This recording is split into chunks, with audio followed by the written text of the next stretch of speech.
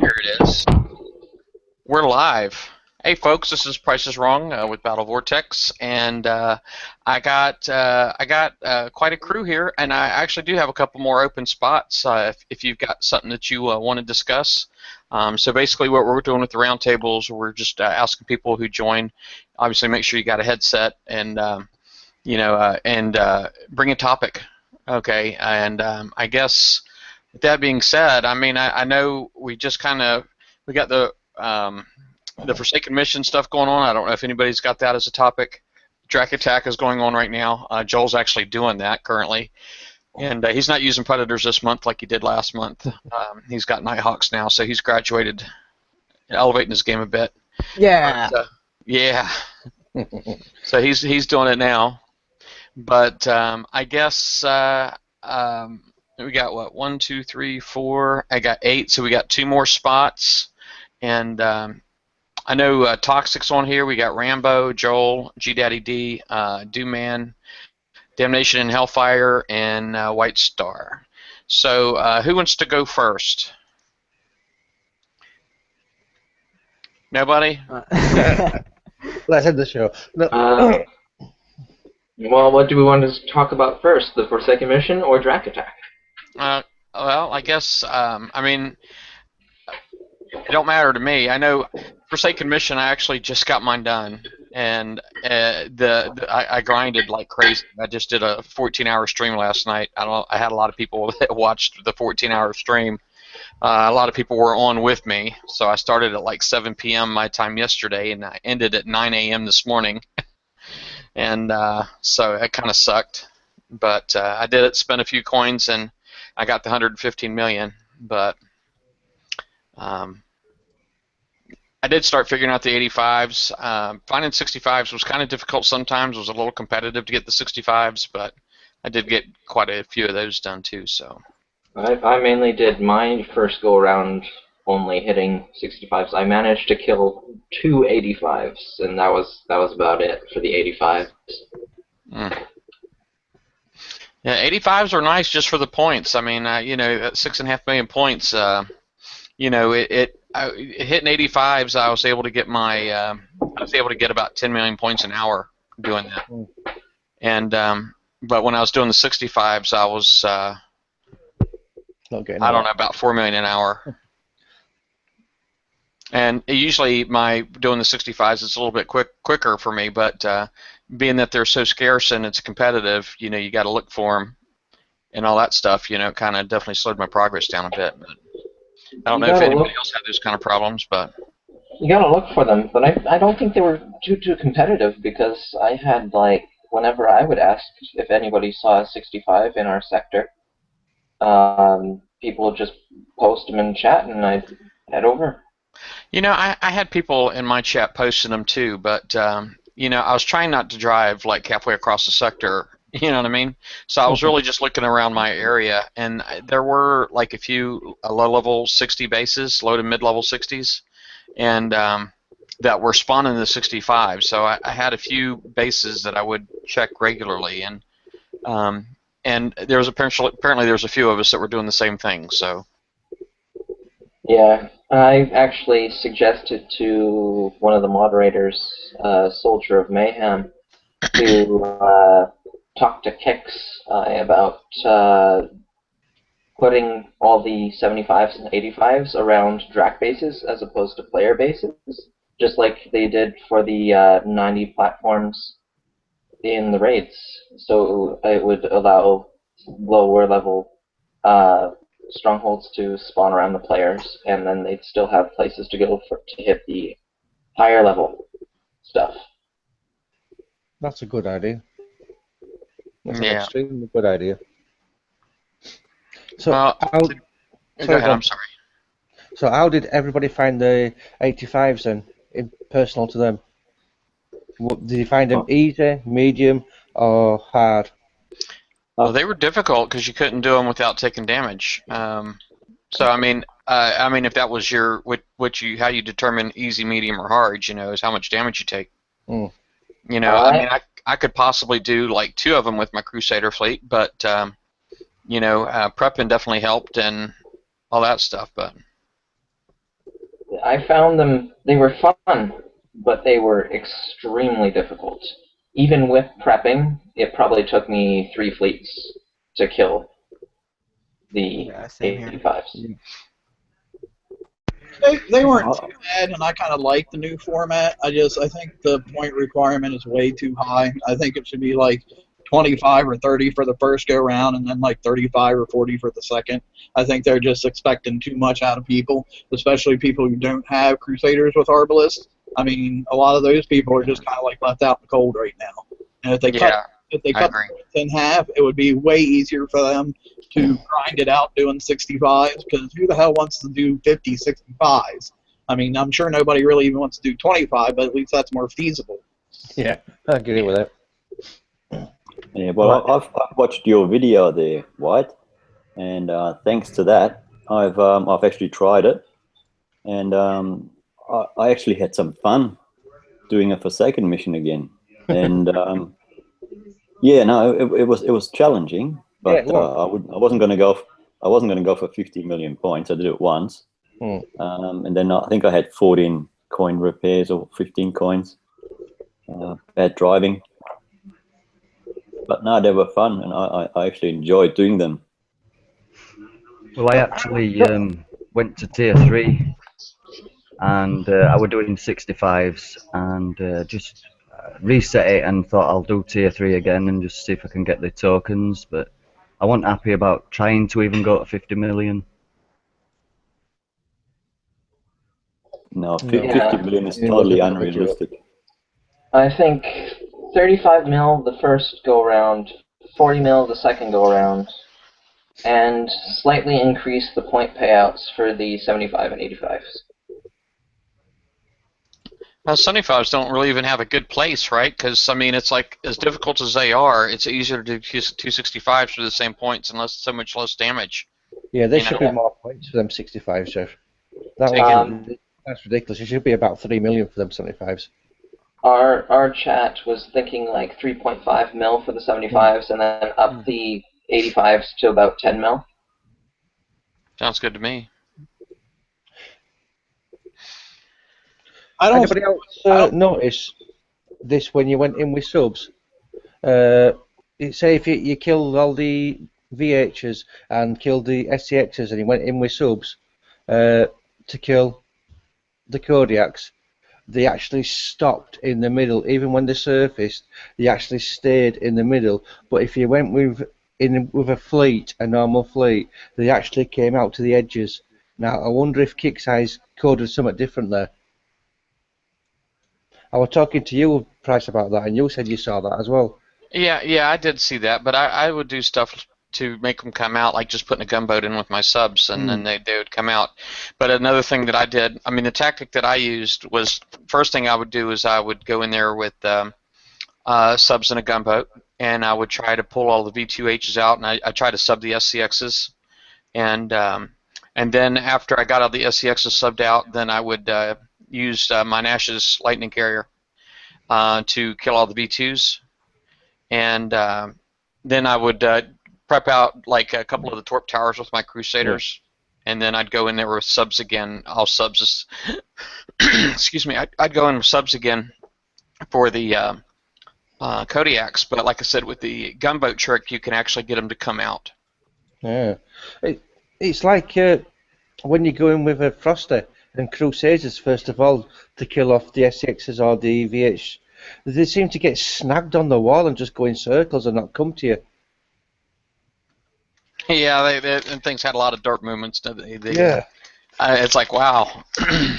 and the AI, or the, I don't know what you want to call it, the AI, NPC, whatnot, with the some of those V2s, man, it was a trip, is because they would like drive all the way back to the base, and then they would like drive back out like a 45-degree angle. It's like they knew where you were at, you know. And if you had one that was a ship that was partially prepped already, it'd be the one that was the most coverage, you know. It was just crazy.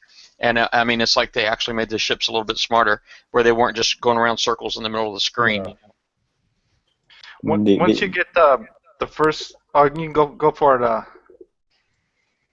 Once you get the first wave done of the V2s and the Frosties, and the 85 I'm talking about, I took out the north and the south torp tower, and then I put gear heads on my Hawks. So then I just came in on the north side, took out all the Kodiaks, and then I went around and I went to the south side and then took out all the Kodiaks, and then the base is haul free. So then you could prep it however you want to do it, but that's not my problem. It was just more of the points needed, and after, let's say, a couple of months, we're going to get really bored with this format and trying to grind 50 million points each and every week. After how long? Well, After the how long first 3 is hours. this format going to be? It might be even a year. I don't know. Yeah, weekly grind, man. I did it this once, and I'm really kind of hoping that, because they said they were going to look at it or whatnot, and I kind of said something too. I think on Thursday. Need to watch this Thursday show back. I think I said it on there, but I might have said it on the stream. But it just seems so funny to me that, when it comes stuff to help us out, the players, it's baby steps. You know what I mean, like the VXP repair specialist. And but when it comes to increased difficulty and I guess widen the gap between the haves and the have-nots, they just take such huge measures. I mean, it's mind-boggling. How big of steps that they take sometimes, and it's like only like the top, probably 2 or 3% of the coiners can even think to, and those are the ones that not just coin but actually know what they're doing. If they don't know what they're doing and they just coin, then I don't know. Did anyone notice a damage increase? I've noticed it twice, like maybe the second day and then again on the third day, because I was trying to monitor my, my repair. But it went up, I think, twice, and I've asked different people, and they were like, "Yeah, I was trying different crews to see, but." People always say that, and whenever I ask about that, they always deny. But I know sometimes they do make changes, but it just seems like it was pretty routine. Every time there's an event or anything that goes on, people, and I don't know if it's just something that we as humans, people do have in our head, or if it's actual factual, but. I know people that think that they're machines and they do things exactly the same every time and they forget that they're human, you know what I mean? And they might, not turn at the same time, or I don't know. I mean, me personally, I'm a skeptic when it comes to that, the whole damage changing throughout the events. That's me personally, but. Well, I was actually going to say that as well, Price, because I was doing a 65 for an hour and 8 minutes repair. Yesterday I did 5 bases exactly the same, an hour and 10, an hour and 12, hour and 15. Today I've come to it. I've done only 2 of the 65s, and they've both cost me an hour and 56. That's a big jump. Sometimes it can just be that one tiny little thing, though, like getting too close to a serve or something. And next thing you know, you took an extra half hour worth of damage, or 45 minutes or whatever. I mean, quite honestly, it could be latency on your machine. I know that's the kickside line, that people are like, well, maybe it's in your internet or your computer. And quite honestly, 90% of the time, it is. It's the user's computer or their internet. Because if everybody that plays Battle Parts is not lagging out at the same time, it's probably not a server-side issue. But when we as users, we're using our computers, and if we're not like IT savvy, you're doing stuff like you let Windows Update run when it wants to, let your virus scan run when it wants to, and you got Facebook with all the ads, and I mean, it's just there's so many things you can do to bog your computer down, you know what I mean? And then people just don't realize that these things all cause latency in their game, But I don't know. I probably get a little bit of bashing. I know I get called kicks I suck up an awful lot, so maybe I should just hush. I also tried going in with my warbirds, to do the 4 corners where all the turrets are squared up. The cancelled chaining now. You can't chain on them anymore, on the turrets. Really? Yep, serious. All I know is Not one would chain from one turret to another turret. I'll have to give that a shot because I have to do it once more. I haven't run into that mostly because I only used my atlases to take out the V2Hs and the SCXs, and then I would retreat, and then I would sub out the Kodiaks. And I mean, having a mission, a Forsaken mission like we have now with 115 million points, I think personally that it should fall at the time of the month where the raid is, and have that as a raid, because to do 115 million points every week, plus the fat and a raid, I mean, you got to quit your job to do all that. Yeah. Yeah. You know, There would it's a little bit much. Aren't we supposed to have fun and like actually enjoy playing games? And that isn't it supposed to be like joy? But I know I didn't feel too much joy. I mean, it was kind of nice doing something different, but come on, I mean, it was just definitely overkill. They want us to get sick of it. Yeah, just doing it once is good. You go away. Where's the PvP gone? You're doing all that. You're not even going out smashing bases now or doing fleet versus For me, fleet. that went away like over a year ago when the repair times got ridiculous. So I don't really hit bases anymore, and I avoid fleet versus fleet. You know, unless it's the arena and can get uranium damage protection. I don't. It's just because, you know, if you got fleets that take a day or a day and a half to repair, you know, you get 5 minutes of fun. You know, potentially. They had three things going on this weekend, or three things. They had the unidentified fleets. Now they have this campaign plus the Forsaken mission that's new to everyone. So we don't know how to strategize or what we were getting ourselves into. So yeah, I didn't like the fact that they had the unidentified raiding fleets on the same week that they released the 50 million point Forsaken mission. Most people had already spent most of their fleets trying to get to the 50 million points. Yeah, I don't think it was that. I think it was because you couldn't reset the timer and do it in your own time. You had to do it in 72 hours. That was the pain. I think you're forgetting dredges as well. Dredges come out, didn't they? Yeah, they did. There's just too much. And the ride had just finished, so Yeah. how many events was it this week? Too many. Yeah. I just think the new Forsaken mission was an ill-thought-out, knee-jerk reaction based around one weapon in the game. That's personally what I think. Yeah. And I know the uranium payout was all screwed up too with the Forsaken mission. For those who went through the first time, you're supposed to get 40,000 uranium at the end of the elite tier, but I don't know anybody that actually got it. I think it gave it out in total at the beginning. I'm hearing it gave out 60 at the beginning instead of doing it separately. I think they were giving too much. I think if people finished early, from what I read in forums, but there's so much stuff in forums I can't read it all, but they were giving too much, so then they tried to fix it, and then they ended up messing up more, so then people weren't getting paid that were finishing the Forsaken mission later. So one of the moderators just said to send a ticket and they'll fix it, but I sent the ticket for mine, and I took a screenshot and everything.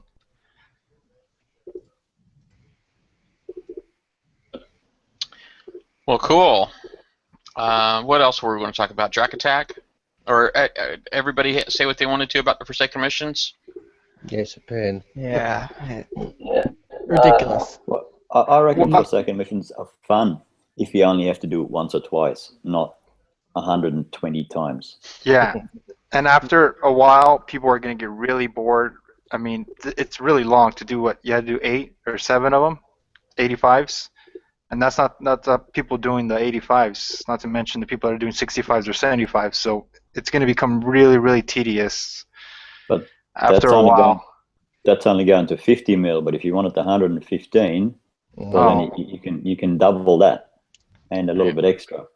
And at the beginning of my stream yesterday, when I came home from work, I was already at 13 million from doing like a couple 85s over the previous couple of days. But being that I had less than 24 hours left, I just started to grind in 14 hours, and this is like for 1 week. I mean, that to me, I think that's a little over the top. Well, I don't think it's a little over the top. I think it's a lot over the top. I think something that we're not looking at is the same thing that has happened with dredges and the Forsaken mission when it first came out. It started out very difficult, and then as the power creep continues with hulls and weapons, we're going to end up with people going out and autoing 85s. I personally predict that's going to end up happening within the next month. So you think Kixeye is planning ahead, and that's why they're going with the overly ridiculous Forsaken mission? Absolutely. I think that's what they were doing. I think that's exactly how they handled the dredges. They knew they were going to be releasing overpowered weapons and hulls. When I say overpowered, continue the power creep up. That's giving them a lot of credit because there's not a whole lot of stuff they know even 24 hours in advance. No. In that case, okay. What you have got to remember though is, I mean, I like I was saying to Price earlier before the show started, that I used to do 27s on auto, and then I went up to 37s instead of the next one up, the whatever it was at that time. What, sorry? 40s. Yeah, then I went from 40. I went into the 40, and then I went up to the 65 instead of the 47 and the 55. So it's basically what you think you can do, or what job you think your ships can do, and you always build to. I always build to a job of that ship. Yeah, I built my Savage Kodiak fleet specifically to auto 65s in the Forsaken mission. I would have agreed with what you said about the 85s, except for the post that Doom Rooster made on the forum saying how once they realized how bad the Arbalists were as far as the amount of damage they put out and how quickly they killed things, the debate quickly became how drastically do we have to compensate for this. So to me, that shows that obviously they had no plan. Yeah, and I got to tell you, this is the one thing that Kixeye has done that's consistently bothered me is they build the game around. It's like when they came out with legendary ranks, 75%. They started to build the game around it. The legendary fleets, the legendary road crews, they started building the game around those. You know what I mean? And those things are supposed to be like advantages and to make things easier. But if it shouldn't penalize the people who don't have them. They're still doing that. And they're still doing it. I don't understand why it is that they continue to do that. I mean, is there any wonder why the community is so negative towards Kixeye all the time? I mean, it just, I don't understand how they don't see it. And I even tried talking to them directly and explaining it, but I don't think I'm getting anywhere because a lot of times it's just. The replies I get, they kind of come off to me as being a little too smart for their own good, because they don't really listen. You know what I mean? They just think they already know everything, and a lot more than me anyway. I think I think the real trick there is, I keep going back to the power creep. The power creep method that they're using with the game. When you start talking about making it mandatory in order to really be successful in targets to have overpowered fleets, fully ranked fleets, high-end crews, that's targeting the coiners. And that's the bottom line is that's their revenue stream. So they're trying to motivate people to spend is basically, and I get that. I mean, they're a business, right? They're trying to motivate people to spend. But I think when the thing that they're not being very cautious of is alienating the rest of the community. You know what I mean? And or maybe even devaluing the rest of the community. You know what I mean? Or I don't know if that's really the right word. Maybe that's probably a bad word for that. But I don't know if my message is coming across. I'm sleep deprived today, so. No, I know what you're saying, Jeff. I think you try to say that catering towards the heavy coiners and saying sod the rest of them. Now I can be a heavy coiner, and I coin stuff that I think are good and worth it. Now, to me, this is getting ridiculous. Did I ask for that? What they're trying to give us? I don't want the more advantages because I think that's pathetic. Because that's just taking away from everybody else. That's not Yeah. right.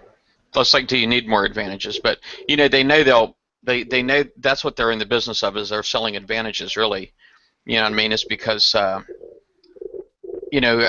obviously there's not a competitive person that plays this game that Super Coiner, that's going to pass on any advantages, because that's basically it's a weakness towards your competition, right? So they're not going to. I mean, you can sell them anything, you know what I mean, and it doesn't matter.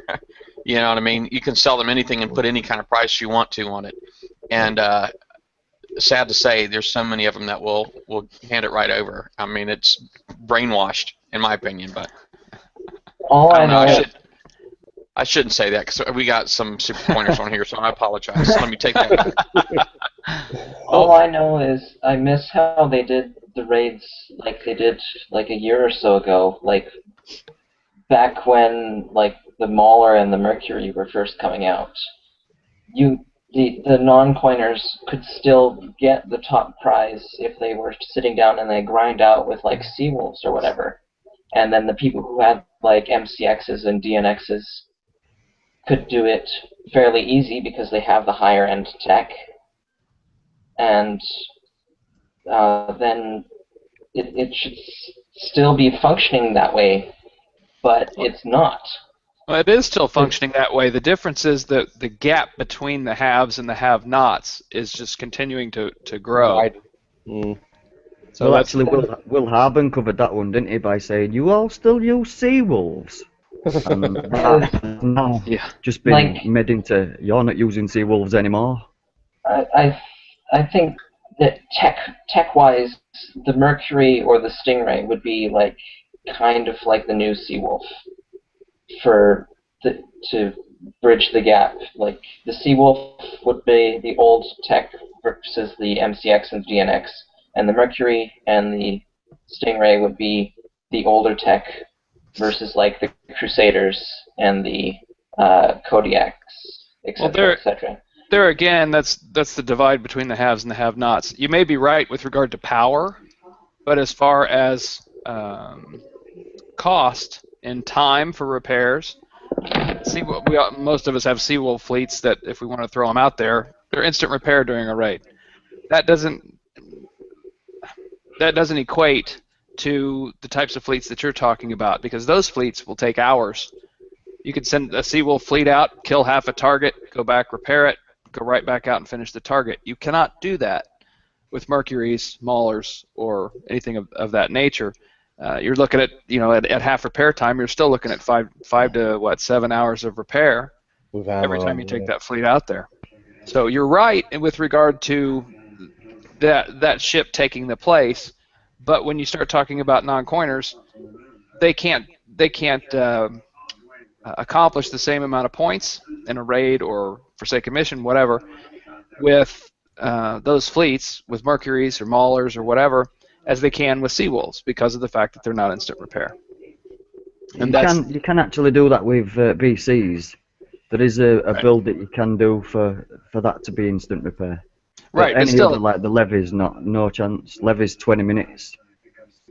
Yes, but still, you're talking about the difference between instant repair and being able to truly grind out a raid or whatever it is we're talking about, some target, versus taking a fleet that can be a little bit more efficient in those targets, but it's going to cost you money or repair time. And the Seawolves at this point in the current raids, I'd be surprised if they scored any points at all.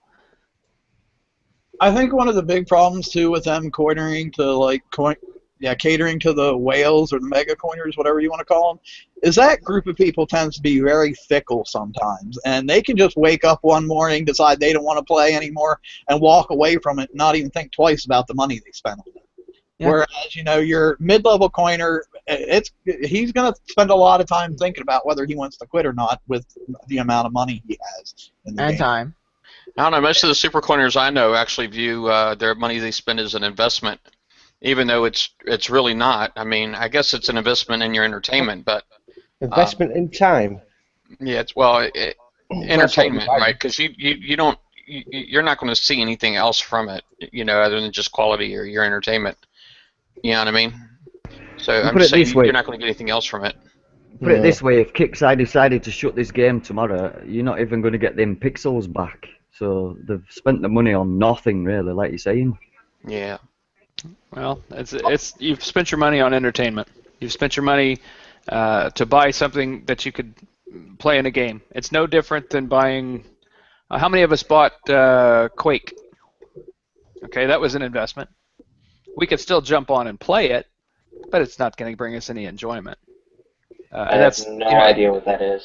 I think it's a first-person shooter, but a very old first-person shooter back in the 80s. But anyway, that's really it's the same concept. I don't foresee Kixeye ever truly shutting down Battle Pirates until there's just no one playing it. Just simply because. Stop it next few months when the missions are going along. And just continue to reduce the number of servers as as the revenue drops, the number of players drop. They'll just reduce their infrastructure to support it.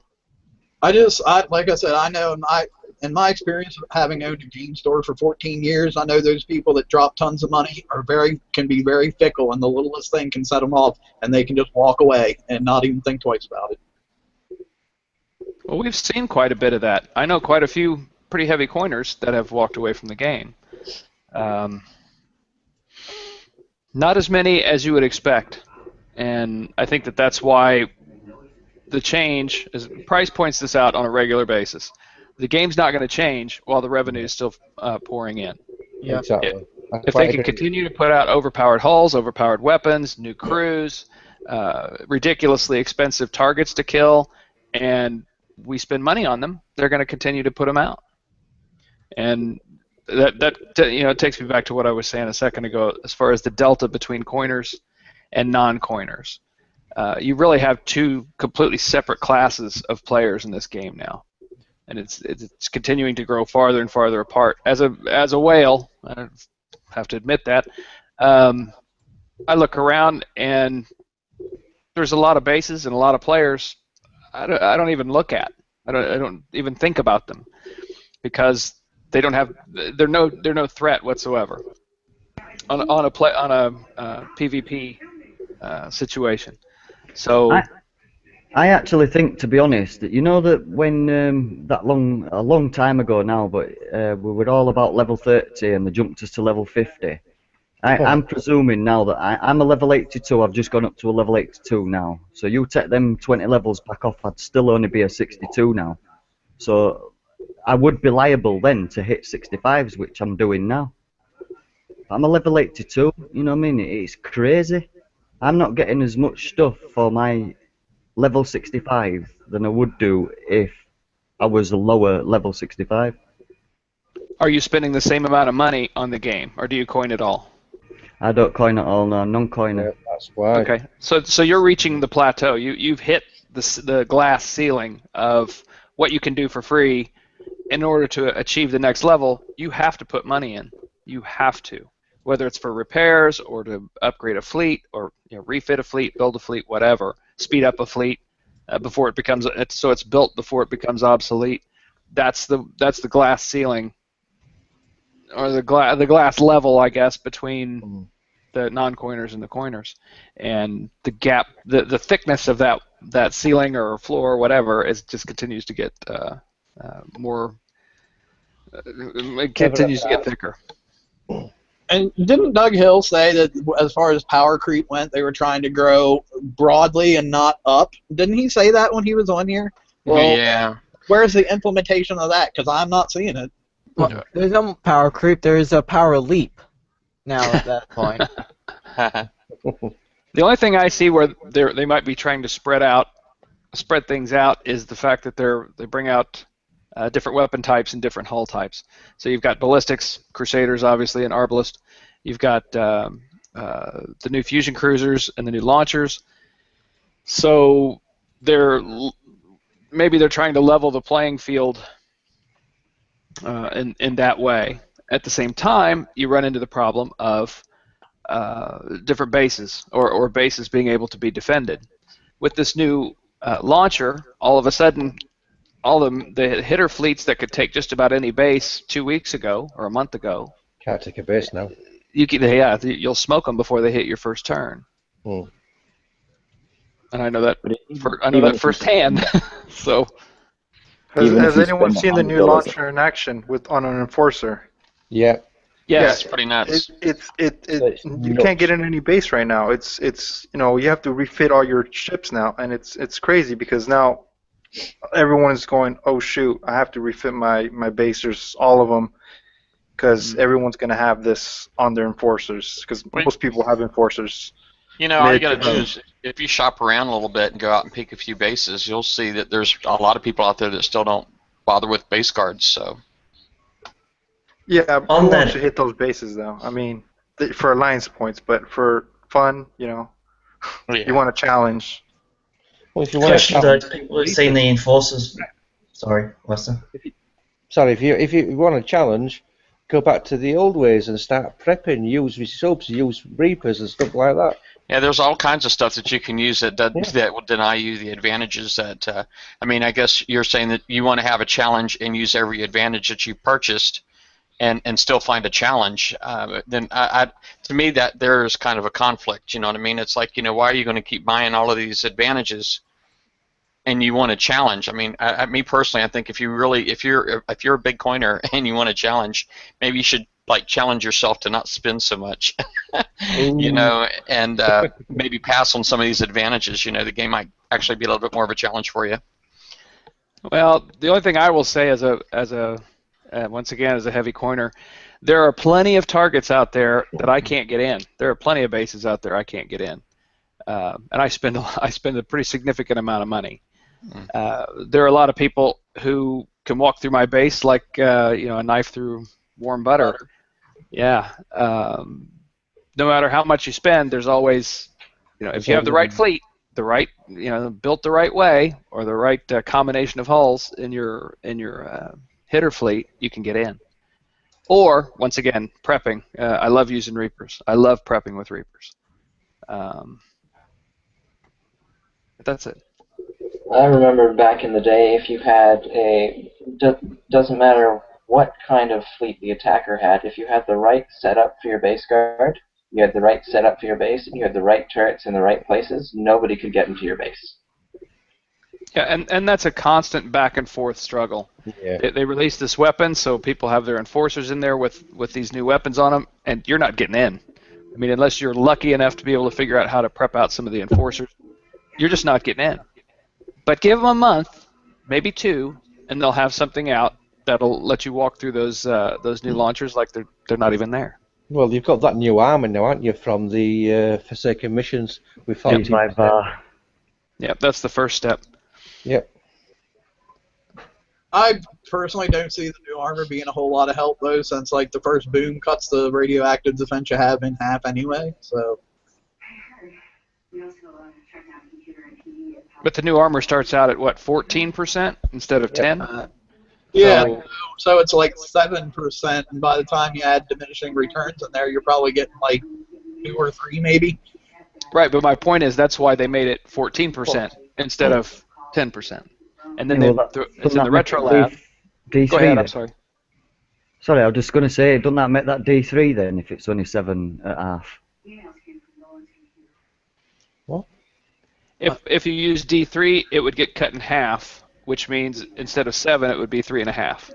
No, I mean the D5. If it's cut in half, it's like a D3, really, then, isn't it? Yes. Yeah. After you've been boomed, Yeah. or after you've gotten the shockwave, then yes, the resistance is the same. Yeah, I see.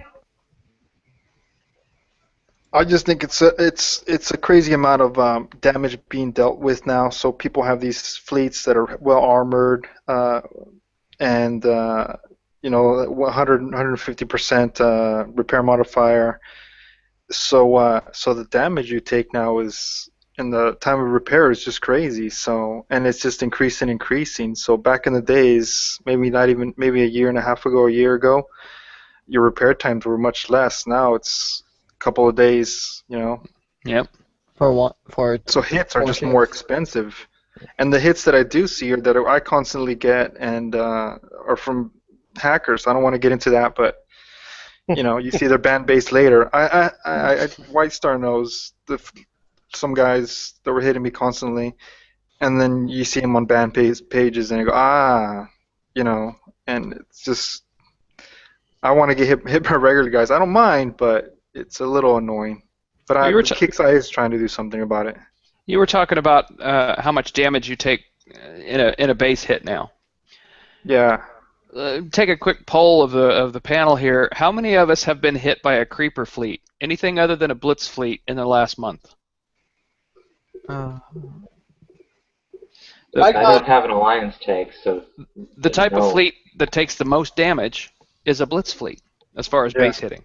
Yep. So if you are thinking, if you're Kixeye and you're thinking, okay, what's gonna cause the most damage? We want to give them a fleet that will get in, so that they get that enjoyment out of it, but it's gonna hurt them. It's gonna cost damage. In order for them to keep hitting, they have to coin. Yeah, but that's why they've upped the ballistic range, isn't it, on the Crusader? And I mean, that you could class as a blitz fleet, and it's just blitzing everybody's base nowadays. Right, but you have to blitz. If you go in with anything slower and try to just pick and choose and avoid some of the damage, you got APOC. You got APOC, like you say, yeah. Yep, APOCs. That's exactly where I was going. Yep. And the new rockets as well now, the Dragonfire rockets on the Gore Sabers, they're just eating everybody's base. Technically, with the speed boost on the Crusaders, technically they're a blitz fleet, but with the range that they have with the Arbalists, they could also be classified as a creeper fleet as well. Well, you said you need to be a coiner to get into bases. Well, I disagree on that. Because I used to be a coiner and I can't get into bases. You need to be a mega coiner to get it. I think I used to spend $100 a month, and that doesn't get you anywhere. So I stopped. Yeah, as far as that whole theory about you can't get into bases unless you coin, I agree 100% that that's BS. Is because there's tons of crap bases. I mean, I don't care if you're driving around hammerheads. There's a base out there that your hammerheads can get in. Yeah. All you gotta do is look. No, I'm not talking about. I'm talking about a decent base. That's. Well, you can get in, but you can only get in once. You're gonna have one hit. I was about to say, but I was about to say, but I have to disagree with that. It's you're saying you need to coin to get into bases. No, you don't need to coin if you've got the fleet. You need to coin if you want to hit multiple bases regularly. Like I'll hit one base and with one fleet that I've got a really good fleet. Then I won't hit a base till 3 or 4 days later because that fleet's still repairing. Yeah, that's right. I think what you're all saying is it's all good. You can all go get into bases and you don't need to coin. So why are we talking about coiners and fleets and stuff? Well, if the coiners don't have the fleets, then this problem wouldn't be here. I think it's more on the lines of if they're coining, they're buying the fleets that they need to do the job, and they're not getting the experience of using them, really, like we all are. But that's up to them if they want to coin that fleet. I won't coin ever on a game, so that's up to them. Well, sorry, Price. If you wanted to move on to the next topic, I jumped in and kept this one going for a half an hour. Sorry. That's all right. It's okay. And Wayne, Legman, did you have anything that you wanted to add, or? I mean, I know you just got here too. I know you were trying to get on. We've got about 15 minutes left, and I know we haven't really talked about the Drac Attack at all, but I just wanted to see if somebody else on here. Oh, he left. He's dropped out again. All right. Well, does anybody want to talk about Drac Attack, or is there another topic that somebody on here would like to discuss? Well, go ahead. I just think everybody was talking about the enforcers with the new weapons. I think the answer we're going to see to them for at least a short term is going to be extra large daisy cutters. Or very high evade fleets. Wow. Yeah, I've seen that even high evade fleets, man, get pounded by them enforcers. The new ones when you got them fully loaded with those. Evade's not going to be the answer. It's going to be radioactive. Yeah. And plus some evade, but the boom is just too quick. I think it'll be the 38K extra large daisy cutter. That's what I think. You're probably right. It went back again. That was something I actually learned watching the Battle Sorry. Vortex show. You brought that up, Price. The new rockets. Yeah. Those are that got me thinking. I hadn't even thought about it after I saw them, and then I went and started looking at the damage and how much armor my turrets had, and I thought, somebody could really mess me up with a couple of well-placed rockets. Oh yeah, for the 85, you can actually drop a extra large bunker buster on the Wendigo to knock one out. Yep. Yeah. Well, yeah, it's about the rockets and the launch pad. I'm really kind of hoping, I mean, because they segmented out the pinch, now they got the quick pinch and the long pinch and all that, because now you don't have like a general purpose pinch rocket. I'm really hoping that they'll be adding the capacity to store multiple rockets here in the near future. Yeah. You know what I mean? Because really, I just don't understand the point in having all of this, because the daisy cutter is a really good strategy, but you know, you just don't know what you're going to run into. I mean, you don't want to be a one-trick pony. I don't think anybody wants to be a one-trick pony, but I guess there's enough people out there that actually will coin their rockets whatever they need right before it hits. So maybe it's a moot point. I tell you what, I think these new rockets have, especially the new fast pinchers, have messed up the up-and-coming fat, because that's what everyone's going to be using now. And if your fleet gets killed all the time with all these pinchers, you're not earning no points. And if the repair's the same, you're not going to be winning. Well, I'm actually hoping with the new rockets that they decide, I don't think they will, but decide to help the defender a little bit and let them use a rocket while they're defending the base as well. I don't think it'll ever happen, but I think it's worth a shot. That'd only happen online. And most people just hit bases when they're offline anyway. Yeah, but if you're online, you could probably put a nice pinch in the middle of your channel, so when they're coming through it, they get stopped for a little bit and get hit by your enforcers or whatever you're defending with at the time. It might be worth putting a base fleet back in a defender's base. All right. The rocket's also going to change a little thing. I don't know if you guys have this in your own base, but my base, I kept like a Viper or a battle cruiser for subs, you know, but it wasn't very armored very well. So now I have to rethink of my base guard and put in some armor. I mean, I have the Omega in there, but I like to have protection on both ends for Reapers and for Hawks. So I see that a little bit, but unless you're using like D5 armor, I don't think you'll be able to armor these things enough to not be killed by instantly by rockets. Yeah, okay. So that's my point, is that you have to think about your sub protection now with these new rockets. Yeah. Here's a double question I've got. With the enforcers, how many, because I suck at this part, how many of the new weapons do you need for the enforcers to really be effective? They're light enough where you can just load it up. If you wanted to put one of those new launchers to D98Us in every weapon slot, you could. The reason I ask this is because, as Rambo just said, if you don't armor it up, people are going to use these rockets. And I'm not trying to be critical of coiners, and also even if they do coin, they could rocket your enforcers, and if they do enough damage, if it's not armored up, wouldn't that possibly take your enforcer out? Well, yeah, but that's you kind of looking for redundancy though in your guard right now. They very well could go out and come back in and rocket you again, but there's nothing you can really do to stop that. That's like a community thing. You know what I mean? But I don't understand. I'm getting at if somebody wants to coin rockets, is you know how just backing up a while ago, people were saying how base defense the enforcers were blowing people's boats up. But if people really want your base, they're going to coin rockets and just drop a couple of rockets on your enforcer and take it out. They're going to need, on a well-built enforcer, they're going to need at least 12 of the max damage rockets to kill just one of them. because you can have over 80% explosive resistance and around like 20,000 armor. Easily. That's on a well-built one, but there's a lot of people who've got, like, I'm sure you guys have seen it, where you hit a base and you see only a couple boats and you think, oh, they might have armor, but you see a lot of bases. I think we lost him again. Yeah. But I think what we're trying to say about the rockets is most of those rockets, they all do explosive damage. I think there's only one that doesn't do explosive damage.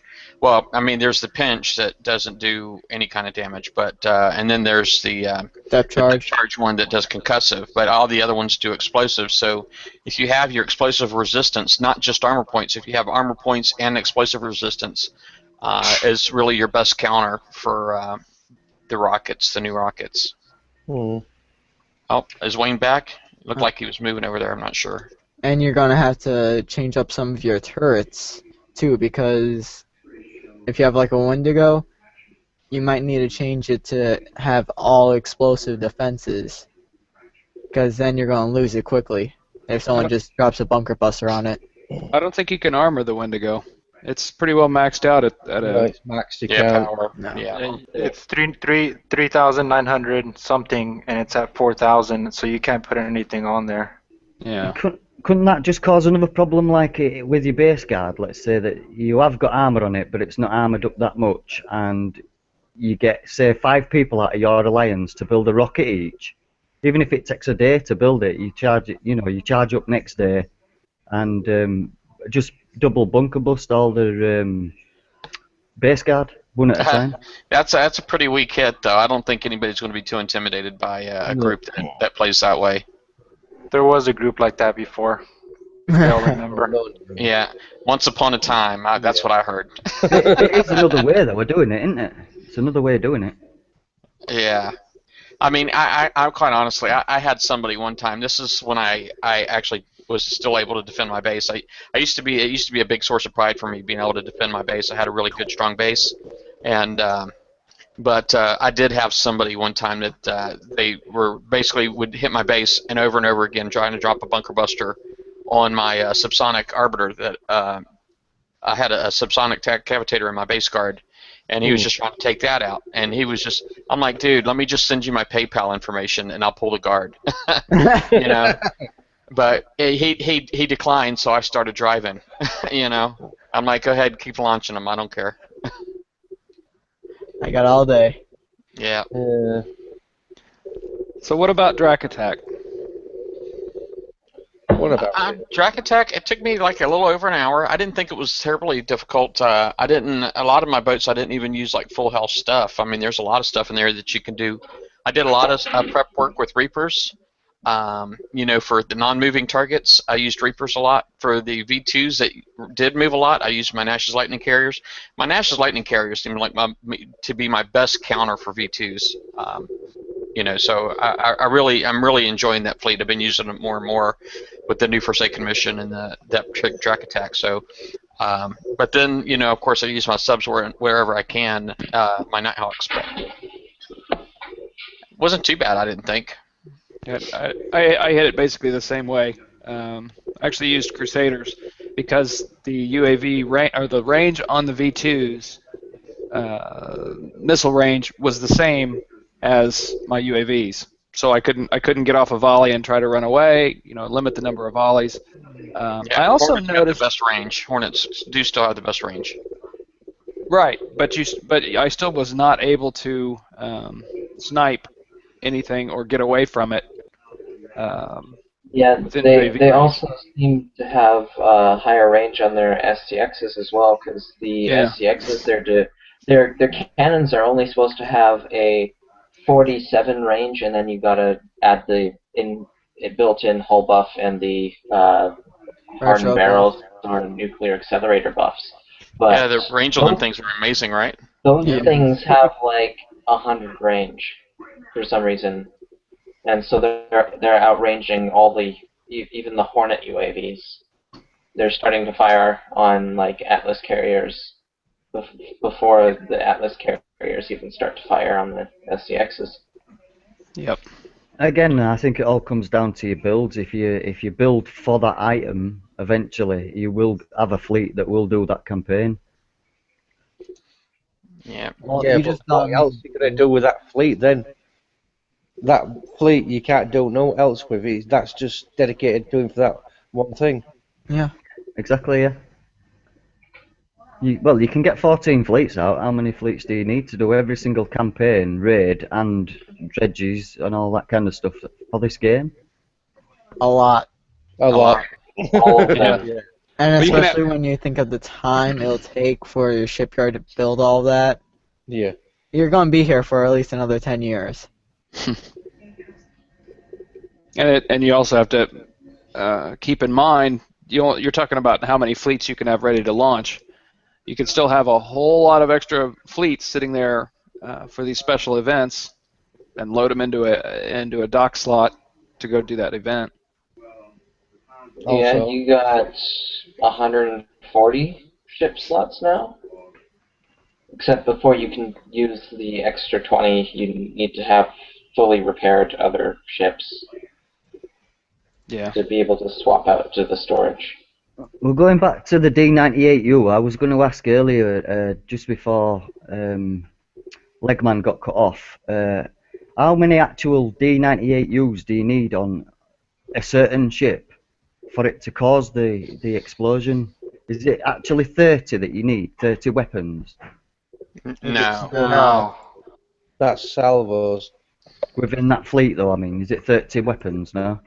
Well, I No. know that D98, each one of those is 4 salvo, right? So Yeah. I think I thought I heard that it was like 30 salvo Mm. for the first shockwave or something like that. And then 60 for the other one, I do believe. Yeah, and if you're having a supercharge on top of that, that cuts it down even more. So I'm just saying, like, if each salvo is a 4 charge because it's 4 salvo in there, then you really don't need that much. Then you just got to kind of counter the evade and all that stuff of your target, but so it can vary from thing to thing, from target to target. But if it's versus a 0 evade, you should be able to just get those shockwaves out like crazy with not too many weapons, to be honest with you. I think I'm on the 4-boat fleet with 6 each, so it's 24, which should be overkill, quite honestly. Yeah, you were out hitting cargoes with 1 or 2 of them in one of your streams. Yeah. And you were getting booms. Yep. Yep. Any more topics, or are we done? Yeah, there is something else I wanted to know about armor. I was told a while back that having armor on your ships is a lot harder to rank than it is without armor. Is that true? Yes. It is. It is true, but there is a counter to that. I mean, if you wanted to build your fleet fully armored, which a lot of times people will do that. They'll build it and they're like, and then somebody will tell them, and they're like, oh crap. Well, what are your options? You can take all that armor back off, or you can just run them zombie. You know what I mean? Just go ahead and let them die off, and then just heal them back like 20, 30, armor points or whatever, and then take them out again. Yeah. Okay. So. Or, you could just. It might take a lot longer, but you could fit them with a flagship that has a bunch of anti-mortars and a couple anti-missiles, and has a slightly lower range of weapon than the rest of the ships, and load it up with ballistic defense. And you can have that shoot down any mortars that the cargo fleets shoot at you, along with any missiles, and tank any ballistic damage. Right, and then you can just send your fleets out on auto. But the point is, if you have armor on your fleet, you can still. I mean, you're talking about how to kill the cargo with no damage, which is great. But if you have armor on your boats, you're going to get fewer VXP per cargo.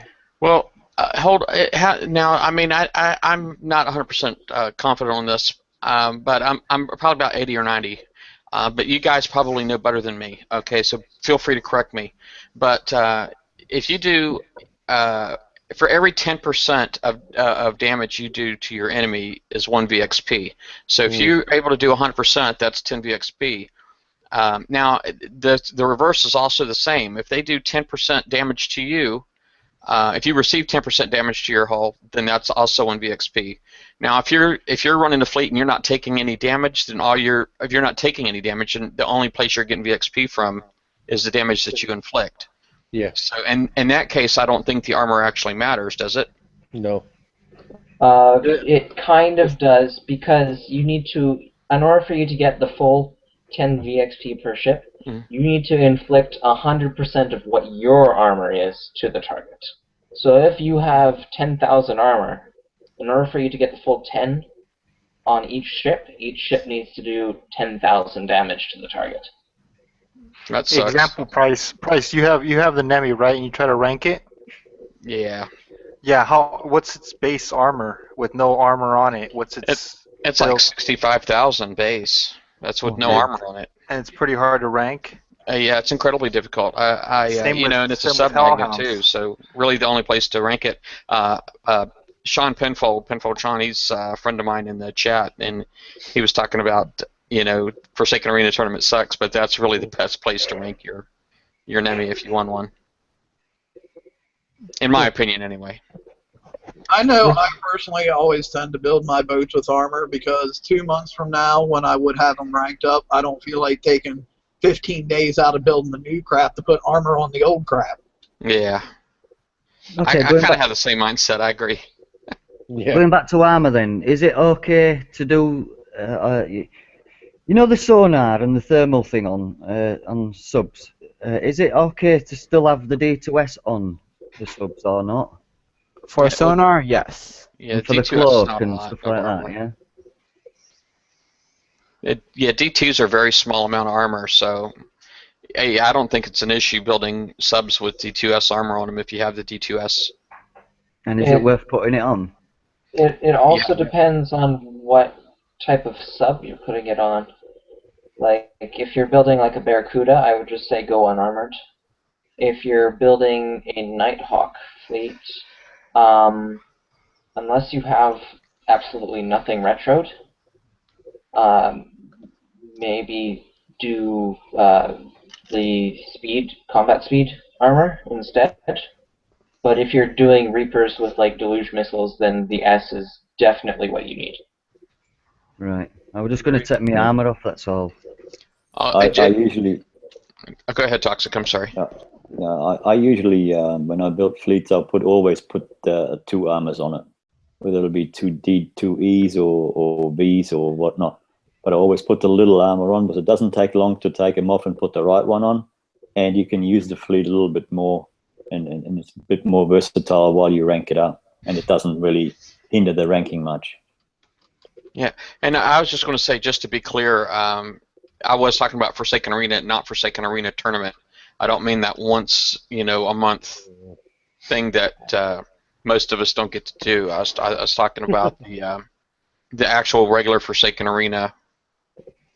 And it does have the uranium insurance. That does have the damage protection still. So.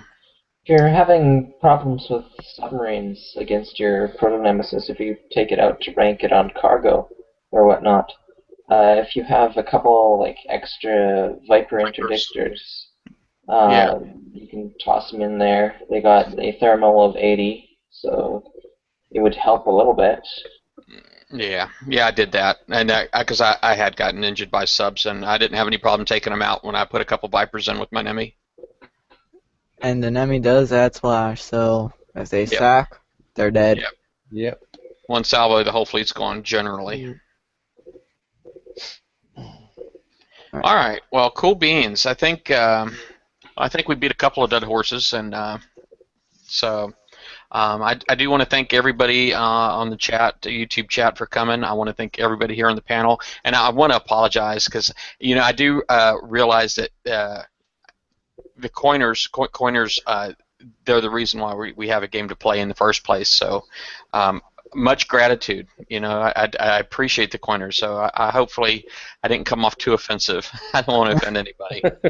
And And I coin a little bit myself. I mean, not enough to buy me anything other than frustration, but I get just unfulfilled expectations for the amount that I coin. But You dirty whale, you. I guess somebody had to say it. But Yeah. anyway, y'all have a good weekend. And I guess if you're seeing our show for the first time, we have a Facebook group page. It's BP on BV. And this is the URL right behind me. It's bp.battlevortex.tv, and that'll take you to our Facebook group page. You can join. We have an events tab at the top that basically has all of our shows. We have a regular Thursday night show, and then we do the roundtables most Saturdays. Anyway, I guess that's it. Again, thanks everybody, and we'll see you next time. Take care, everybody. Likes and Bye. subscribes, please. Give us some Bye-bye. likes. Y'all take care. Bye-bye.